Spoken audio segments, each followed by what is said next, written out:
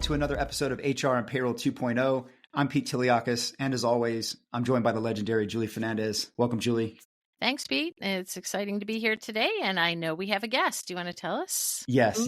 I'm super excited to have Kira Rubiano, Global Payroll Pro and VP of Global Payroll Operations at Atlas. Super excited to have you here. Welcome, Kira. Thank you so much, Pete, and thank you so much, Julie, for having me on your podcast. I'm super duper excited to be here and share my passion with you and my knowledge and insight, and just to be a part of this really awesome and wonderful community. So super pumped, and thank you again for having me. Yeah. Thank you. I mean, as you know, right, we have payroll in our name, so it's a very important subject. We're trying to do a lot more in this area and elevate the profession, elevate the learning. And so, just so happy to have an expert like yourself. So, yeah. Hey, so Pete, we talked about a lot of events, but not HR tech. And now that we have Kira also with us, maybe we should just spend a little bit of time with the latest round of fall events and chat a little bit on HR tech. And I think you might have been to another Money 2020 and some other stuff last week. Yeah. I've had a busy time. I even did a payroll org presentation here at the local chapter event, right? I was able to speak on really what I think is the future of payroll, the profession, the people, right? And what it's going to, what that role is going to look like and how you can impact your organization. So that was super fun. But yeah, HR tech. What did you think? We had a great time, right? We recorded a fantastic episode with Jason Lee from Salt. That's out now. Everyone can go check that out. But what else? What were your takeaways? And then I can maybe share mine. Yeah. So first of all, as big as ever, right? It's just a huge event in the industry. And so it's a great place to catch up with everyone and all the folks as we move around in this community and end up in different places. So that was awesome. We always have a buzzword or a top theme, right? That just jumps out and smacks everybody in the face. And I think we both know what that would be this year. Oh, yeah.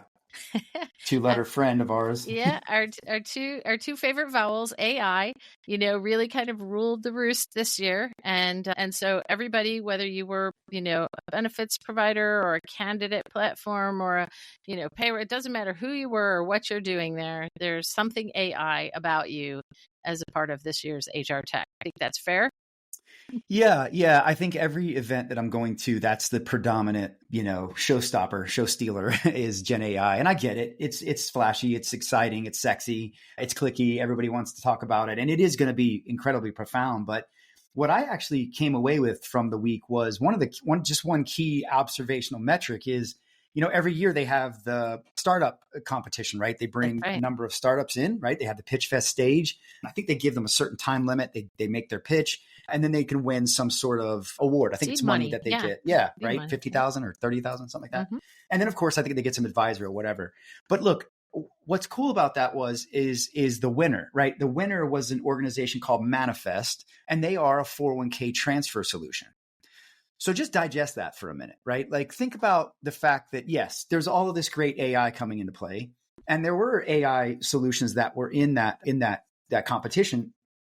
But if you look at some of the runners up as well, Virgil HR, another one that is compliance related. It's a compliance platform similar to something like maybe Mineral, where you can get help with things like handbooks and, legal impacts of decision making in the workforce and just help, right? Consulting.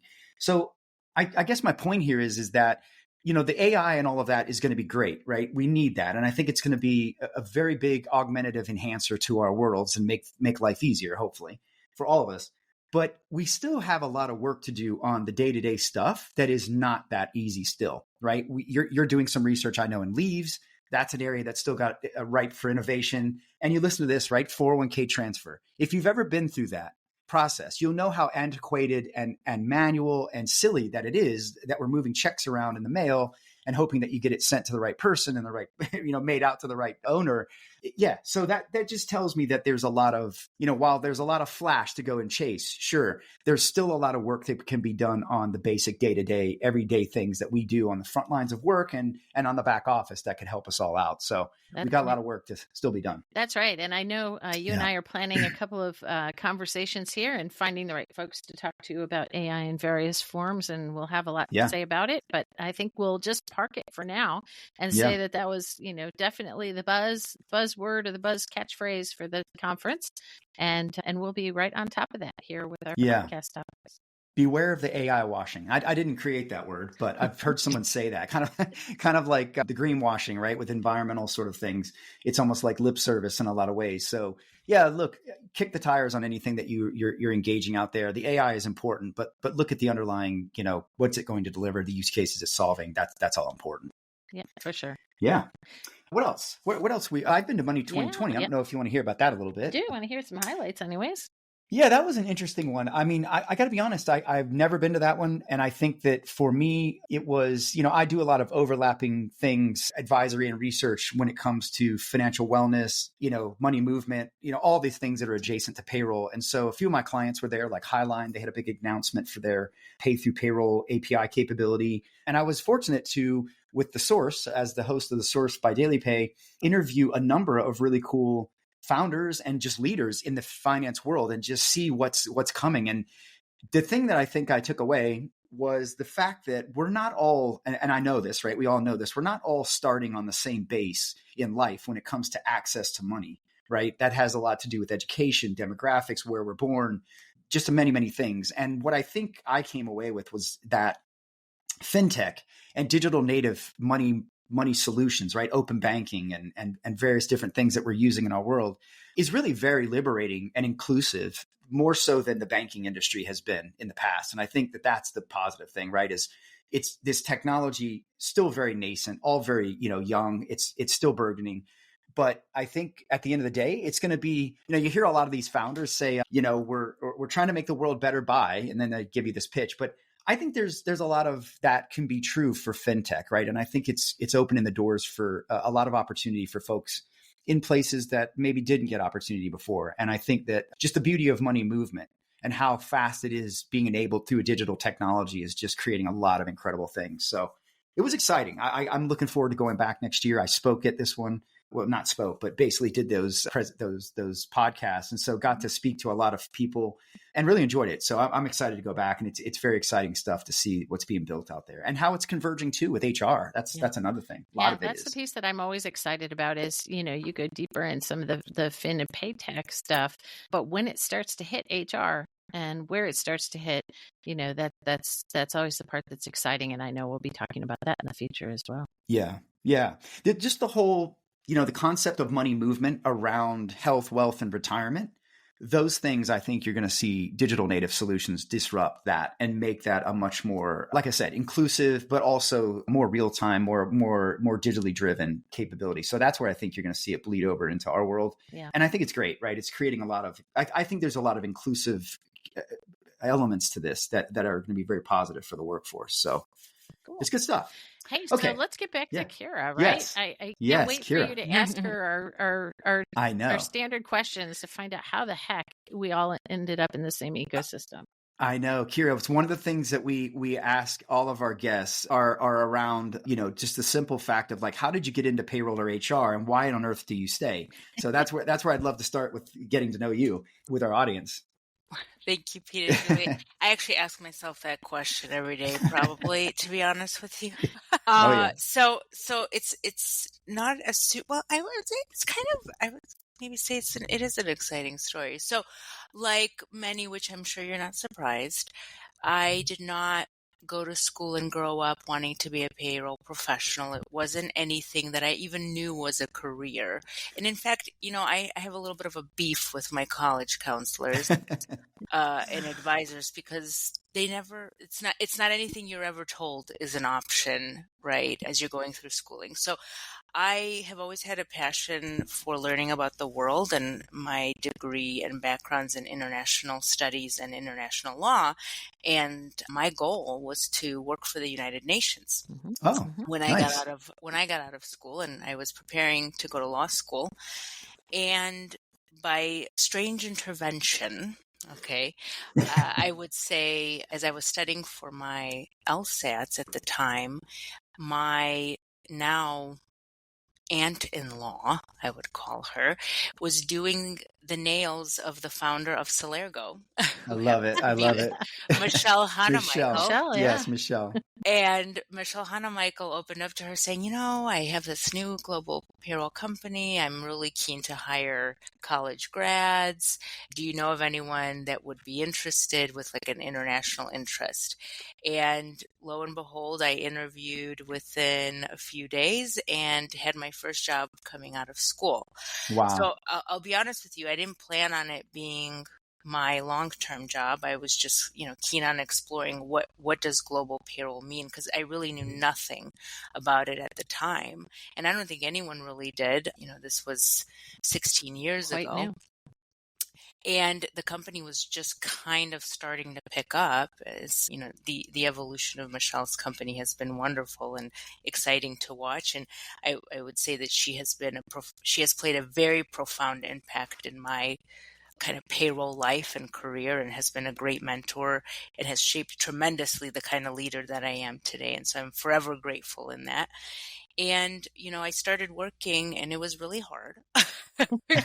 You're trying to learn, like, what is Yep. payroll? What are payments and deductions, gross to net, taxable wages? Like, what Oh, does it yeah. all mean? Meanwhile, trying to understand, how does it work in Nigeria? How does it work in the UK, Philippines, Ireland?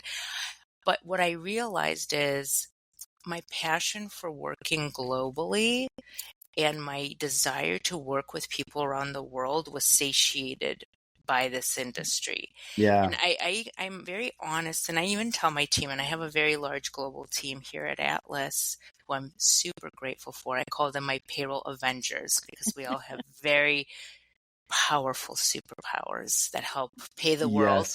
Yes. I tell You're them, magicians. You're magicians. we are. We're superheroes, Pete. Yes. Superheroes. But I tell them, I said, you know what? I really don't like numbers. It's not the numbers for me. It's the fact that I get to learn about how the world works. And I get to learn something new every day. I get to connect with people around the world. I get to understand why certain countries, work the way they do. And it gives me a greater foundational knowledge of why some things are the way they are. And for me, being a global geek, as I like to say, being in this industry has allowed me to expand my global knowledge. It's allowed me to thrive in it. It's allowed me to be excited about it. And the people that I've met along the way have been so passionate, so just vested in doing good work and wanting to make sure that they take care of their employees and, all the people that they touch and give livelihood to, right? Yeah. Because at the Payroll end is of very the much a community. It really is. It It really is. Yeah. And I've been so grateful, to meet people like you, Pete, over the years, and like Mary and Michelle and Nick, like everybody who's in this community is so close and intertwined. And guess what? Eventually, like, we all know each other. You say 6 degrees to Kevin Bacon, I say like 2 degrees in the payroll industry to everybody, because Yes. I think Yes. everyone knows everyone somehow, whether they've met at a show or have like worked together or have serviced a customer or Yeah. have just like connected on LinkedIn. So Well, it's so good. I'm so happy to have you in the community. And look, I think we hear this. I mean, Julie, you're on all these. We hear the same thing, right? Like, people often just find their way here and find a very rewarding career and a great community, and they stick around, and that's outstanding. And yeah, Michelle, for sure, Michelle Hannah Michael should absolutely be on that Mount Rushmore of global payroll. I've heard multiple people say she's helped them in the industry, and good to hear that as well. So very cool.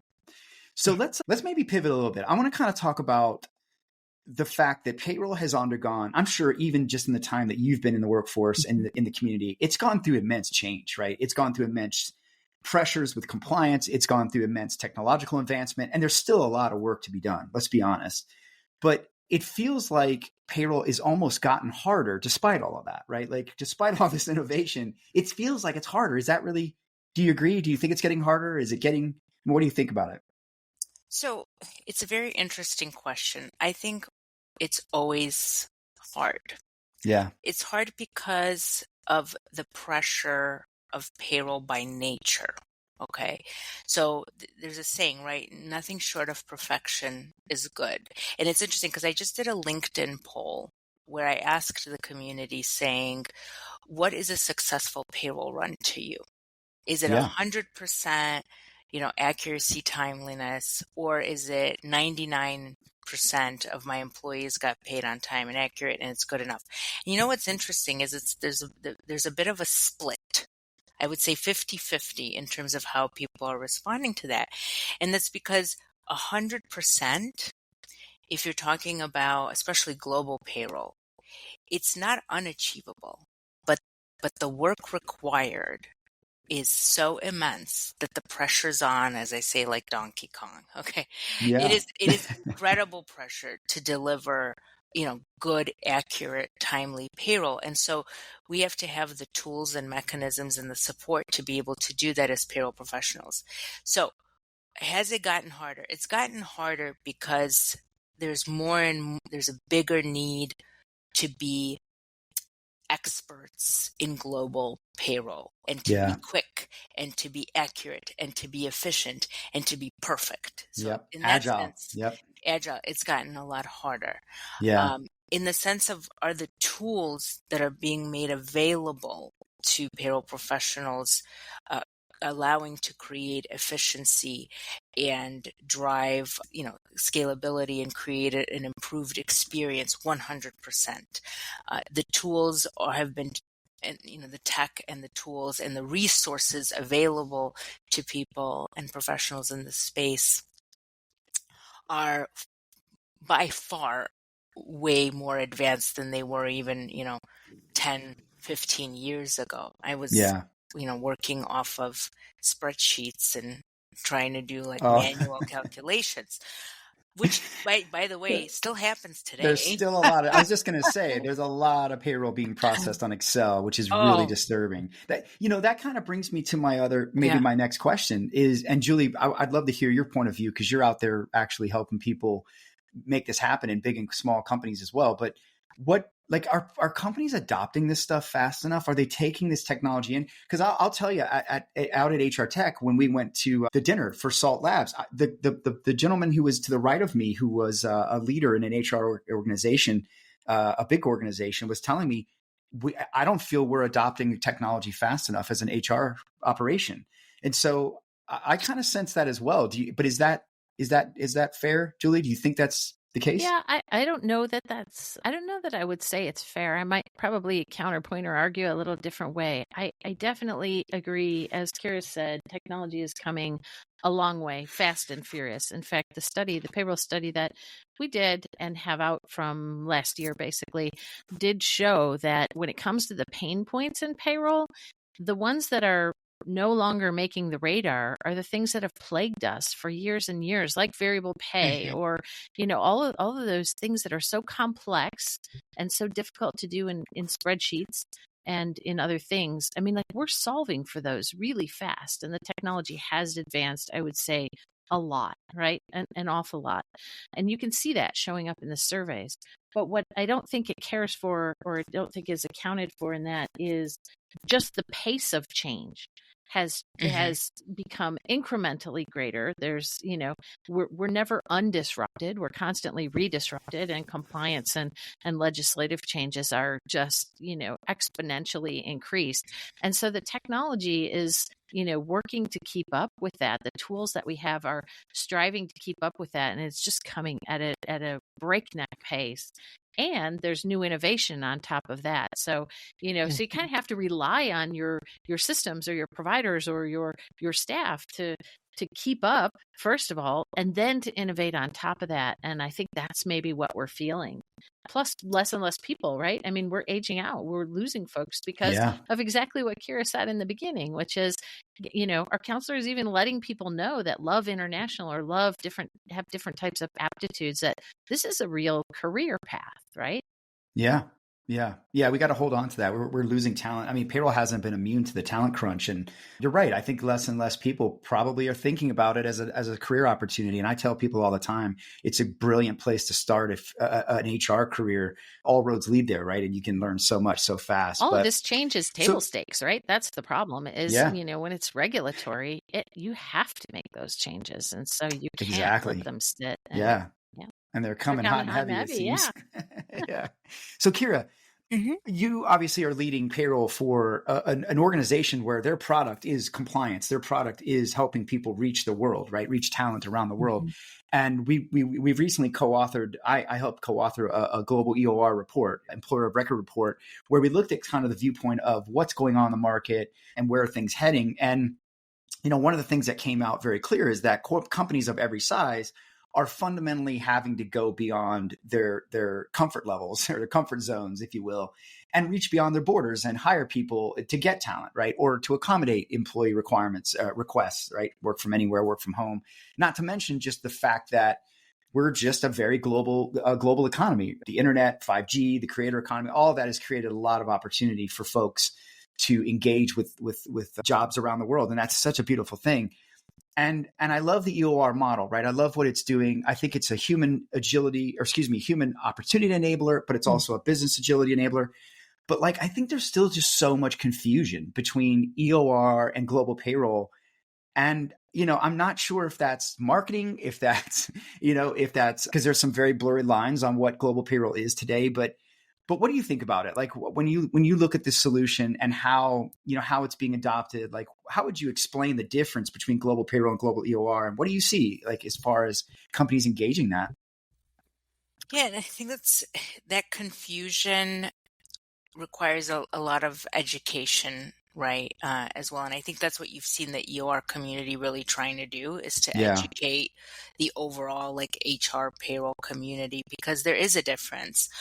So what I would say is that, one of the biggest mistakes that I've seen companies make when they are in pursuit of talent anywhere in the world is that they underestimate the requirements needed to hire in a country, as well as the time needed to be ready to hire and what that actually entails. So I have experience also, my entire career has been in outsourced global payroll. So I've worked for global payroll companies supporting customers in their own entities from a payroll perspective. And then on the EOR side now, it's supporting that EOR structure. So we run payroll, or my team runs all the payroll for all of our local entities around the world, which employ people on behalf of our customers. So I get to see both perspectives. I call it the outsourced kind of external view and that internal support view. So the biggest difference is that, as a business, you have to always assess,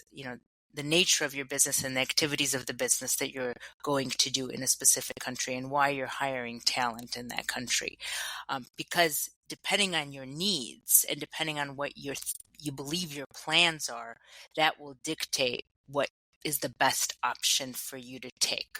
So for example, if you are looking to really set up in a country and start generating sales and revenue, and you're going to kind of build out a manufacturing facility or whatever that may be, right? You're really looking to generate money.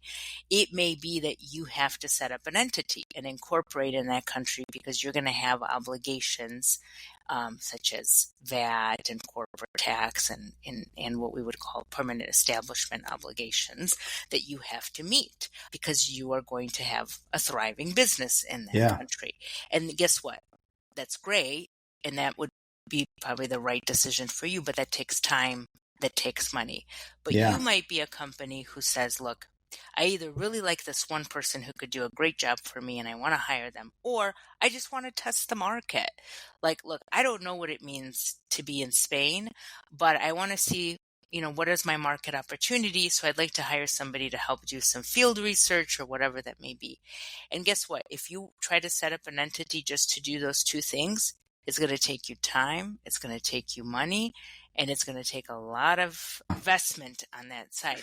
And that's where EOR kind of starts to come in to say, look, if you're looking to, you found really great talent, or if you're looking to test a market, or if you want to try to ramp up in a quick way before making a decision on whether or not you start an entity and really incorporate in that jurisdiction, EOR is a great way to do that because it allows you to hire compliantly, right? Making sure that your employee is registered in that country as per local regulation, that they are legally employed, that they are payrolled, meaning you can actually run and pay them in the local currency, and that they have benefits as well without Great point. having to think Yeah. about, oh my gosh, it's going to take me 1 year to open this entity.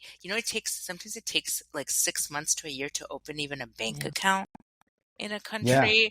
I mean, So that's like, where that's the beauty, right? The speed to market of which you can get that up and running so fast. That's what I love about EOR is it's a turnkey vehicle for really org agility, right? Just popping into an area and saying, "Hey, let's try this out. Let's test this market. Let's see if we can be viable here." exactly. The time to do that, to your point, and all that complexity of building all that is very time consuming and costly. So what I would Yeah. say is that, like, and I'm sorry, because I want to get back to that Yeah. original question, like, what's the difference? The way I look at it, having worked in both worlds, Yeah. is global payroll is payroll for your own entity. It's a business that you've established in a country, and you need somebody to help you run the payroll for that country because you can't do it in-house. That is global payroll services, right?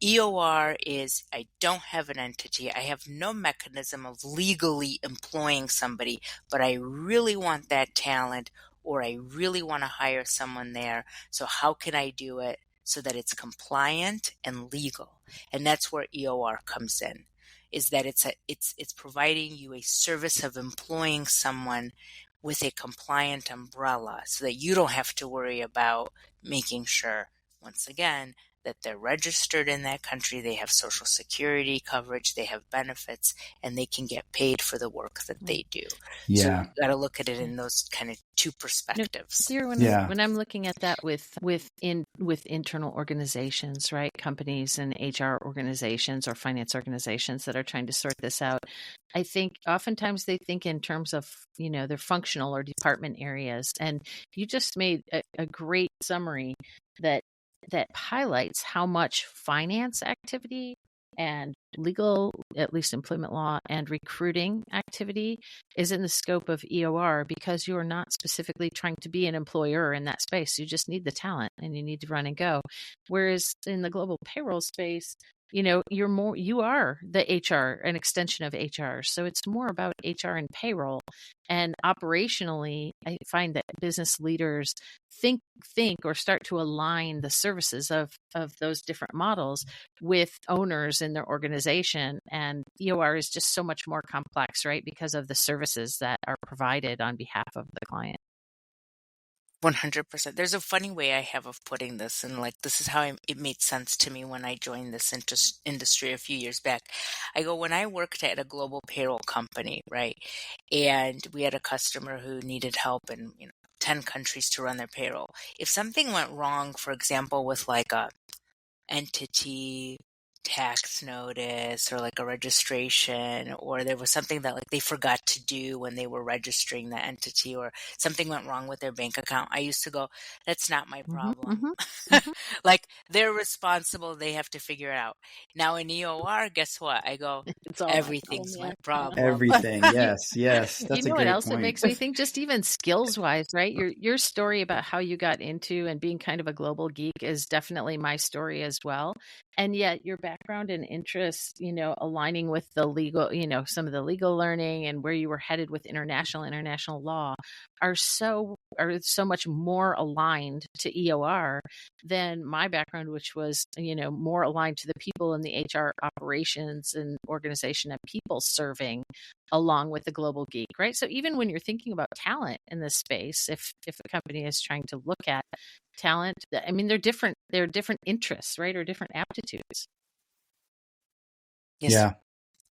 Kira, do you see this as more still largely a small business mid-market sort of solution, or do you see larger companies also sort of looking at this and saying, how do we leverage it as a agility enabler in our ecosystem, our HCM strategy? And Julie, you too. What do you see on the front lines as far as EOR upmarket? So I would say, it's interesting. I think when it initially started a couple years back, I would say it was more of kind of like the small startup type Yeah. enabler, right, for growth for fintech and tech companies in general.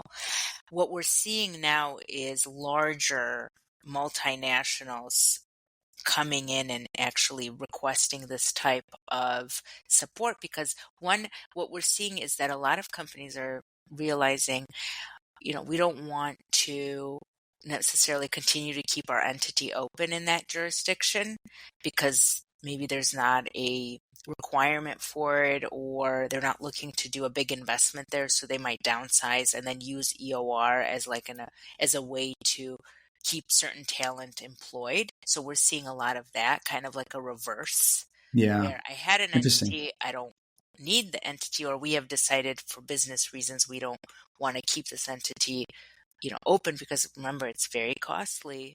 It's Yes. very costly to keep an Yep. entity open, and there's a lot that goes into it. And so if you're not looking to necessarily employ a large volume of employees there, you might decide, you know what, we're going to close this operation down, but we want to keep these 2, 3, 4 people, or we want to maybe test the market later. So we'll go with EOR. And we're definitely seeing more multinationals that are of larger size testing markets. So they're saying, well, we're going to start with just like a couple employees, 5 here and there. And as we grow, we will look to, in the background, we'll work on getting an entity ready. So they're using it also as an enabler to ramp up quicker. Whereas Yeah. traditionally larger companies would usually go, okay, we're going to invest a year to set up, open the bank account, this and that. Now they're saying, well, we don't have to wait a year. Let's kind of get Yeah. going with the talent. And they're getting way more comfortable with that idea. So we're Yeah. seeing a change in the type of prospects that are interested in this space. Right. Right. Very good. Julie, anything you're Yeah, seeing I on your think world I'm not from this seeing perspective? things differently than Kira. I am thinking that it's maybe not always, it's less about the size of the company itself and their operations, and more about the size or scale and permanence of the country, or the operation, the local operation they're looking at. And so it almost naturally leans to tail countries, right? Or wherever it is you're going to have we use that term sometimes on this podcast, meaning kind of the longer list of smaller countries, because the commercial model is better suited for, the smaller scale. And once you start to get scale, a company often will bring that in-house. But if you're also just testing, or you have a spot need and you're going to be there for some period of time, but maybe not in permanence, those are great use cases for EOR. And I think more and more companies, large and small, are catching on. In the large company mix, they often have enough resources to try to do it themselves. But I do think that strategically, larger organizations are realizing, like, why would I do that? I don't have to do that. And it can be a lot of overhead spread across many different departments. And so it may actually be more efficient, even if I have a boatload of people, to tap into the EOR model. And that's refreshing. And so I'm not surprised that, Kira, you're seeing, kind of all across the market size, folks looking at EOR. It's great. I think more CHROs need to know about it. I still believe that most don't, and CFOs too, right? They're often, the ones sort of approving the go forwards on some of these strategic moves, right? And this is a great, again, an agility enabler. But also, I just love the fact that it also is bringing people to opportunity and connecting people in places in emerging markets where there's not opportunity for them locally, but there is the immense skill that they can bring externally. So, Africa is a great location. South America, there's some pockets down there that are becoming very, very rich with talent. And it's beautiful to see that those people are getting these opportunities. So I love the global nature of our world. And the EOR model has been great for that, for both business and that people. Might actually tap into some of the confusion that's out there, because in fact there are a number of organizations that have either started on one side of the house or the other, right? EOR or global payroll. And if they have a good footprint in tail countries or tail activities, we're seeing bleed over that could be creating as much confusion as anything, right? Yeah, it is. I mean, these offerings, look, let's face it, if you're an EOR, most of them are wanting to now enable more of a managed payroll capability to complement that. Not all of them, but some of them. I think that creates a stickiness with the clients, hopefully, but also broadens and diversifies their capability. And a lot of them, I find a lot of the EORs that have been around a while started in one thing or the other and ended up there. Maybe it was contingent workforce, or maybe it was payroll, and then they started to add those things. So I think it's a nice complement, right? That you can use. But there's just so many options, and I think you got to really be careful and kick the tires on these things and know what you're buying, know what it's supposed to do, and understand how it's going to work. Again, within your strategy and your model. Might explain So too why we yeah, see folks that, let's say, had been in the global payroll business, then marry up with yeah, somebody that was in the recruitment side, right? I mean, because of all of those pieces that have to exactly. come together, and so the market is racing to assemble the same pieces if they weren't there natively to begin with. Yeah, and the payroll providers have even been telling me for a while now that they're the pure play global payroll providers. They're getting pulled a little on the HR compliance side of things. Like, hey, can you help us offboard? Yeah. Can you give us some guidance on this? And that starts to dip into. It's not an EOR solution at that point, but it does dip into that broader HRO kind of capability where these firms weren't designed for that, and they weren't necessarily doing that in the past. And so a lot of them are partnering or bringing on capabilities to try and support that. So you can see that the long tail that you talked about is pulling vendors into more work and more scope than maybe they had necessarily signed up for or hoped for. And I think that's where the EOR model comes into play, where it's like, look, I've got this long tail. I don't know how to support them. I don't know what I'm doing. Maybe you get some help there in that way as well. So yeah, I love it. I think it's look, this is a growth area. It's going to continue to grow as long as people are leveraging independent contractors and people are leveraging talent, wanting to access to talent everywhere, which every company needs right now. So I think it's going to be a very, very normal part of what we do. And I'm sure eventually we'll see some more adjacencies between, regular managed payroll and EOR to develop. Yeah. What Yeah. I would add to that, Pete, so is you're seeing a lot of people trying to get into this space Yeah. too. So the past 2 years, Too many. I'm like, who's this? Fair. I know. Where did they I come know. from? And then I go to myself because Atlas has been rebranded, but it was Elements, and it's been around Yes. for Yep. a while now. I would say one of the OGs in the space. but I say it's complex. It takes time to understand what you're really doing, and sometimes I look at the new guys and I go, either they're naive or they've got something that we don't know. But Yeah. it takes time to master the wisdom of operating in a country, because if you're legally employing, contracting, payrolling, benefiting, there's a lot that comes under that, and that includes managing your local books. It includes managing your local tax compliance. It includes managing your entity operations, all that stuff. And that takes time, that takes money, that takes sometimes learning hard lessons. Yeah. Yeah. Oh Right? yeah. And so Failing. what I would say is, like, for those that are out in the market and they're like, ooh, there's these new guys, they've been around for 6 months and they're saying they could do EOR in 100 countries. It's like, kind of question them on that, because Yeah. it's not that easy to get up and running and get established so that you can legally employ people. So how are they doing that? What kind of experts do they have? How are they servicing that?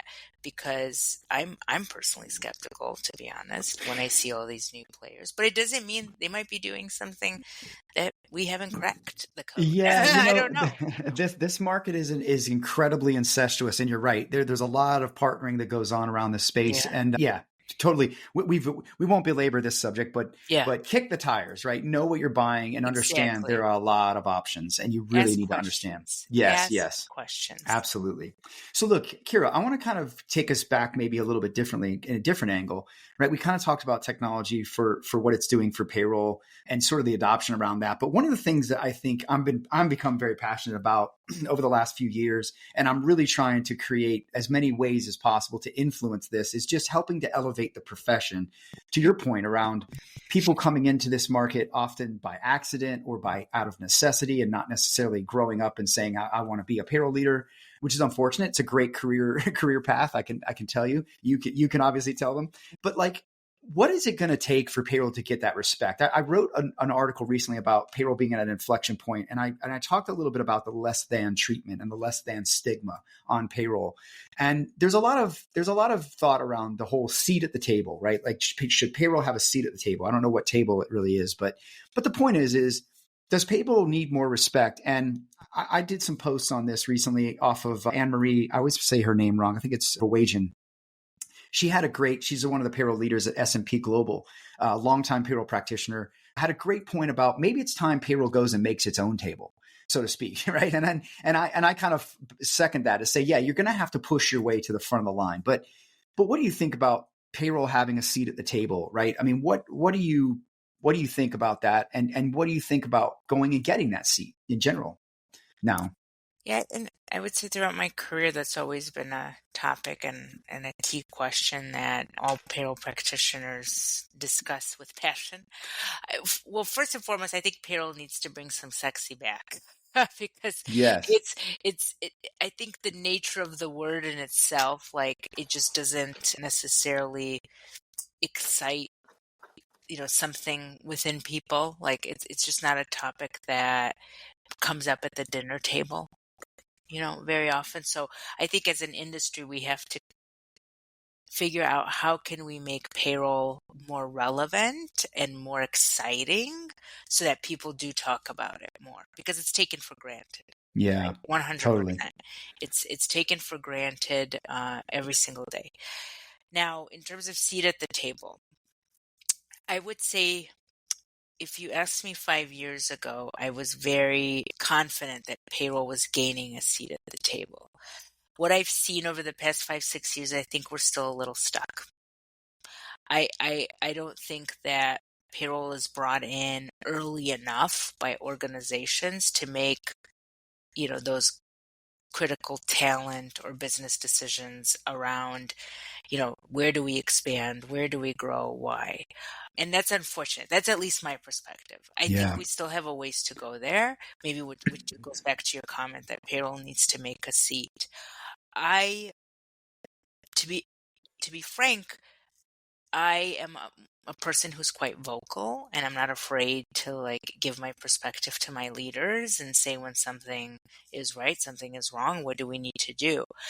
I think it's about payroll practitioners also gaining confidence within themselves to be able to voice their opinions and concerns. Because I think traditionally a lot of this kind of professional space is, I would say, a little more quiet sometimes, right? By nature. Oh yeah, right? It's a very reactive way they're treated, right? And often they react that way, right? Instead of being proactive. You're right. So I think instead of getting the industry or the overall kind of business to always think, oh, we got to bring payroll here, it's about you yourself pushing payroll to the forefront in your organization as well. Yeah, that's the advice. Sorry, go ahead. No. That's the advice I've been really giving is like, look, you're going to have to, what's that saying about dressing for the job you want? It's like, my thing is you're going to have to behave for the job that you want. You can't continue to behave like a processor in the back office. Yep. You've got to start behaving and walking and talking like a strategic advisor who's bringing data, who's removing emotion, and talking in terms of moving the needle from an ROI perspective or addressing something that needs to be supported in the business, right, through data. And I think that's going to be a big part of it. Payroll is going to have to start seeing themselves as leaders, as strategic leaders, seeing themselves as advisors, and leveraging their data to position themselves that way. And I think it can be very powerful, right? We've seen examples of it, in the market. I've studied multiple examples of organizations that do very well with investing in their payroll, both from a monetary perspective, but also culturally, and they get a lot of tremendous value out of it in that way. So payroll is going to have to step up a bit. I definitely have some thoughts in this area as well, and things that, as you know, I do a lot with clients in their transformation journeys, right? And as we're talking about a seat at the table, the first thing that kind of strikes me is like, well, which table? What table are we at? And organizationally, it matters, and you have to know where you're playing, or like which room of the house you're even in before you're finding a table. And we do see, less and less, I think, in IT. That's fair to say. But you might be, HR owned or finance owned or shared services might own you. I think in any case, operations, local operations, and the movement to push a lot of the payroll oversight and harmonized processes up into some central organization is helping to drive conversations that put us more at the table, right? Regardless of which one of those operational areas you fall in. And the more that your organization, sees everyone sees that it's the same room, everybody agrees it should be part of finance or it should be part of HR, the more likely it is that you end up having that seat at the table. And then you figure out like which one of those are you in, because your HR stakeholders and leaders have very different objectives and priorities and kind of values, intrinsic values, than finance or than shared services. They're all aiming for they're all marching to slightly different drums still in the same band. And so if you're not able to navigate and kind of understand stakeholders broadly and then understand how your organization values payroll based on where it is and where it isn't, I think that just becomes difficult. You really need prowess to be able to navigate that. And it changes sometimes.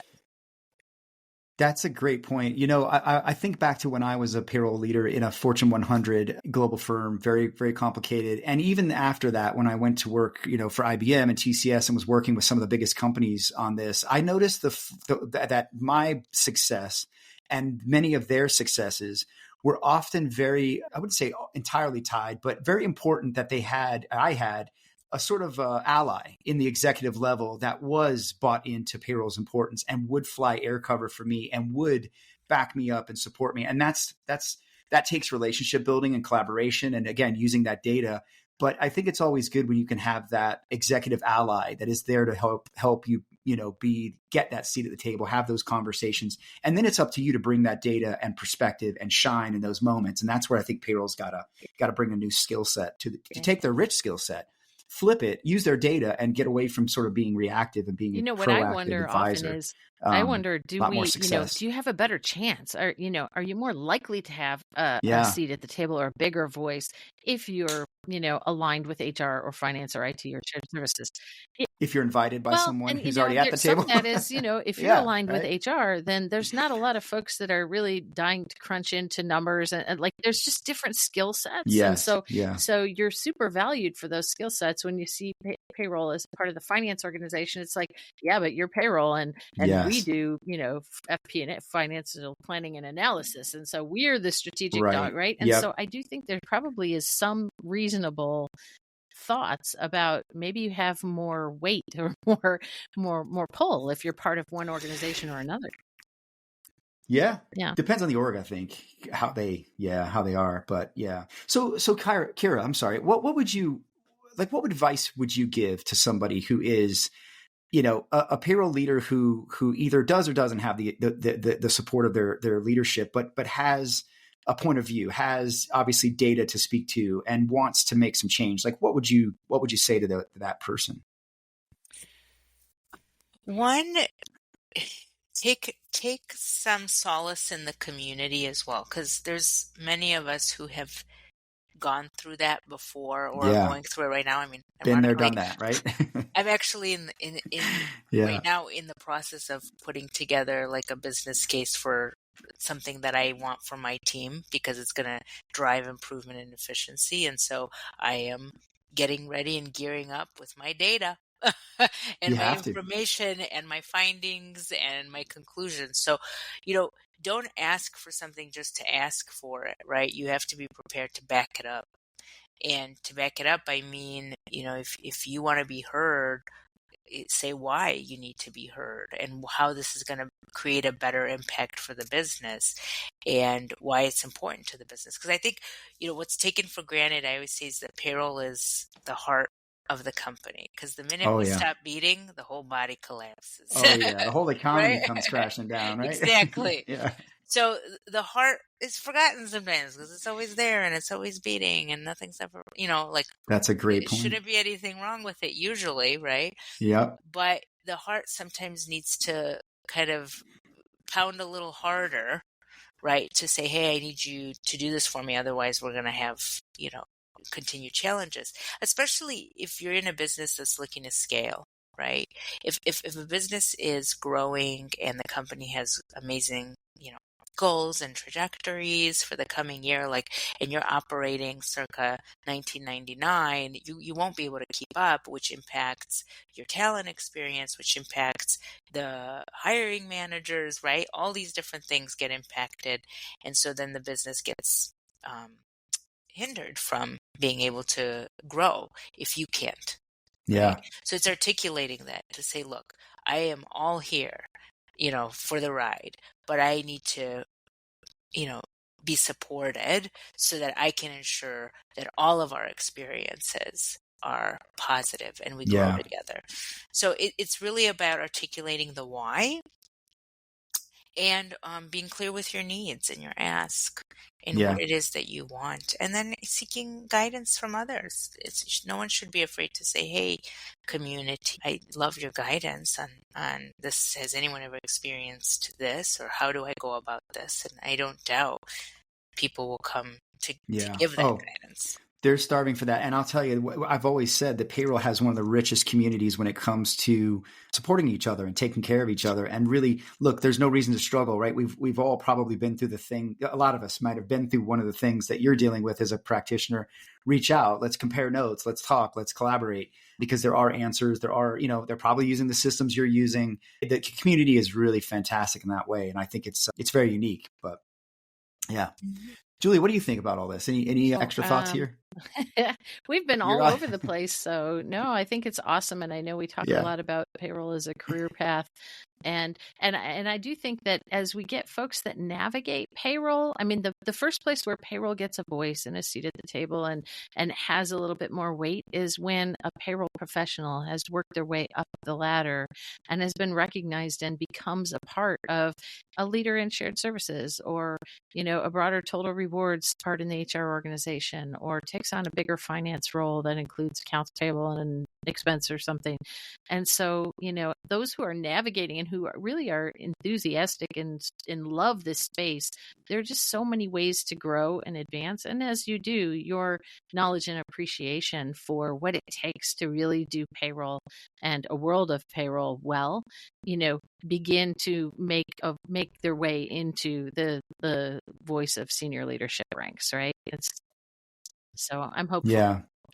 Yeah. And I think that, I mean, the payroll practitioners, you have immense and leaders, right? Immense skill sets, right? I mean, all the things you're going to need for the future of work. When you look at, I talk about this a lot, but the World Economic Forum put out their jobs report. And one of the things they showed was this matrix on all the skills that are going to be essential over the next 5 years, where companies are investing, where, the skills they're going to prioritize. And it's analytical thinking, attention to detail, adaptability, creativity, leadership, technical acumen. Sounds like a payroll manager's job description, really. And so I think the payroll profession is really poised to shine, and they're in a great position. They just need to be fostered and curated and supported and given the technology and the help. And I think they can do great things, and they are going to do great things. And so I'm excited for the profession and just hoping to move it forward in that way. So would you agree, Kira? Do you think you feel like your skill set has set you up really well, and as AI kind of pushes in and changes our roles here in payroll? So to comment, on the AI component. So yes. what I tell my team every single day: work smarter, not harder. So Yes. for me, AI is allowing myself and my team to work smarter, but we're still working. Oh yeah. And very much we're still doing, analytical thinking, problem solving, like literally working in this industry, you're problem solving every single day. That doesn't go away. And AI might help you calculate an answer quicker, or come up with a format, or give you some sort of guidance, but it's not going to necessarily put all the puzzle pieces together for you. So really, it's about how do we work smarter, not harder. I think in terms of skill sets, what I'm seeing, and this is a difference between what I call my diamonds and my solid players. Yes. Right? Is the diamonds are always thinking one step ahead. How can I do this better? How should I have done it better? What can I do to improve? What are the questions I need to ask? And then the kind of what I call the steady players are doing their job. They're doing it well, and they're going through the motions every single day and executing. So we need to get, as we continue to focus on this career path, it's really about preparing that individual or that group of individuals coming up in the ranks about how they think beyond. Yeah. Okay, it's a mindset. You have to think, what are the risks? What are the questions I need to ask? How can I solve this? Because I always tell people, I'm not an expert in every country. I will never claim to be one. Yep. And I get every single day, an issue happened in Djibouti, in Indonesia. I don't know, but I know how to address it. I know what I need to do to solve it, and I know how to get there. I don't necessarily know the answer right away, but I know how to get there.